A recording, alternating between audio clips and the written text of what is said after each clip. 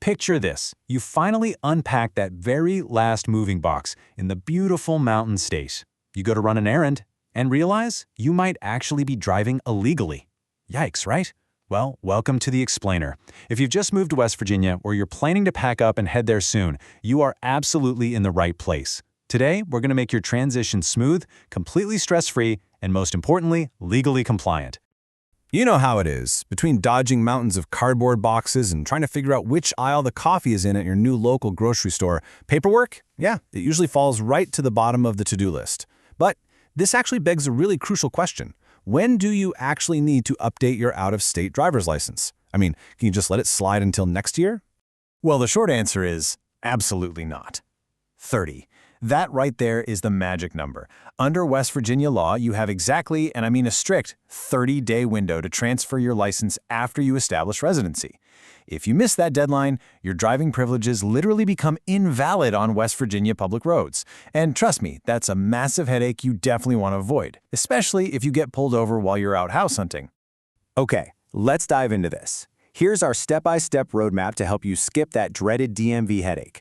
First, we'll cover the 30-day deadline, then gathering your necessary documents, the actual DMV transfer process, tests and special exceptions, and finally, some final tips and a quick disclaimer. All right, kicking things off with Section 1, the 30-day deadline. Let's talk about when that clock actually starts. Because here's the thing, establishing residency isn't just about where you sleep at night. Let's say you register to vote, or you finally get the kids enrolled in the local school, boom. Your countdown officially begins right then and there. It also triggers if you start working locally, if you run a business, or even if you just intend to live in the state for 6 months out of the year. The second any of these apply to you, you've got exactly 30 days to act. Moving right along to Section 2, gathering necessary documents. Because, as we all know, preparation is totally key. Now, this is arguably the most crucial step of the whole process. And honestly, the best part is you can do it right now from the comfort of your own couch. To make sure you don't show up at the DMV only to get turned away, which is the absolute worst, right? We're going to use the chunking method. We'll break this massive, intimidating list of paperwork into 4 highly structured, manageable categories: identity and legal presence, social security number, West Virginia residency, and legal name change, if that applies to you. First up on the list, identity and social security. For identity, you're going to want to bring an unexpired U.S. passport or a certified U.S. birth certificate.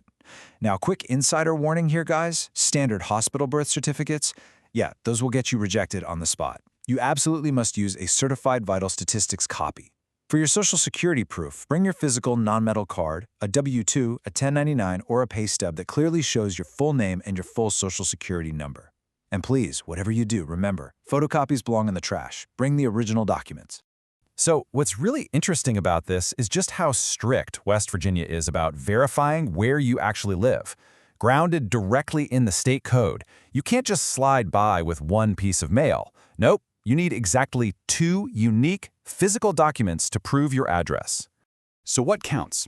Well, your best options include a West Virginia utility bill that's under 60 days old, a residential lease or mortgage, a recent W-2 from the last 18 months, or a valid vehicle registration. But there are a couple of crucial rules you've got to remember here. First, absolutely no P.O. boxes are allowed, period. And here is a super common pitfall you want to avoid. You cannot use 2 documents issued by the exact same company. They have to be entirely unique. All right, Section 3, the DMV transfer process. Let's talk about what happens when you actually get to the DMV. But wait, before you go and stand in a miserable line, I've got the ultimate time-saving hack for you. Use West Virginia's online Real ID Head Start portal. It is a real game changer. You just upload your documents right from home, get approved, and then you book your appointment. The state actually notes that doing this can slash your in-person DMV wait time by up to 50%. How great is that? Now, let's move to and see how this builds. When you finally walk through those DMV doors, the process is incredibly systematic. Step 1, you've got to legally surrender that old out-of-state license. Step 2, you'll take a quick vision screening. Step 3, you actually have to complete a brief alcohol awareness course right there on location. And finally, Step 4, you just pay the required fees to wrap up the whole shebang. So, what's the financial damage for all this? Well, you want to arrive fully prepared, right? A standard, non-commercial driver's license will run you $20.50, and that covers you for a full 5-year cycle. Now, if you decide you want to upgrade to a federally compliant Real ID, just tack on an additional $10. And luckily, the DMV is highly flexible with payments. They take cash, checks, and all major credit cards. Next up is Section 4, Tests and Special Exceptions. Let's look at some unique scenarios. Because as it turns out, not every single transfer is just a simple one-to-one swap. The biggest deciding factor? The current status of your out-of-state license. If it's valid and unexpired, you are golden. Your written and road skills tests are completely waived. But if you let it expire, oh man, you lose that privilege entirely. You'll be forced to take the vision, written, and road skills tests all over again, basically treating you like a brand new driver. Now, what if you are transferring a teen's license? Well, West Virginia operates on a pretty strict graduated driver's licensing, or GDL program. Teens under 18 can only waive their driving tests if their out-of-state license already meets or exceeds West Virginia's Level 2 intermediate standards. If they happen to come from a state without those exact standards, they are definitely going to have to take the test. But here is a really surprising and, honestly, highly convenient exception for our 50 and over crowd. Usually, if you need to legally change your name on a license, it requires a certified marriage or divorce document, right? Well, actually, scratch that. If you're 50 or older and you've already gone through at least one West Virginia license renewal cycle in the past, you can completely bypass those certified documents with just a simple signed statement. Pretty neat trick. And finally, we reach Section 5, Final Tips and Disclaimer. Things to know before you hit the road.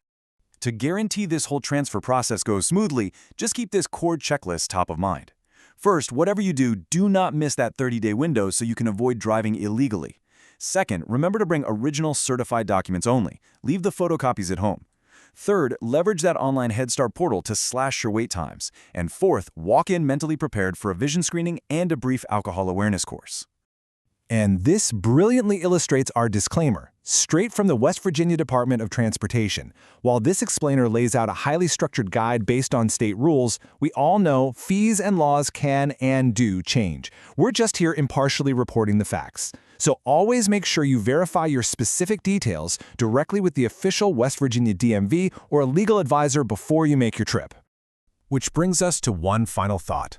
The clock literally starts ticking the moment you settle in.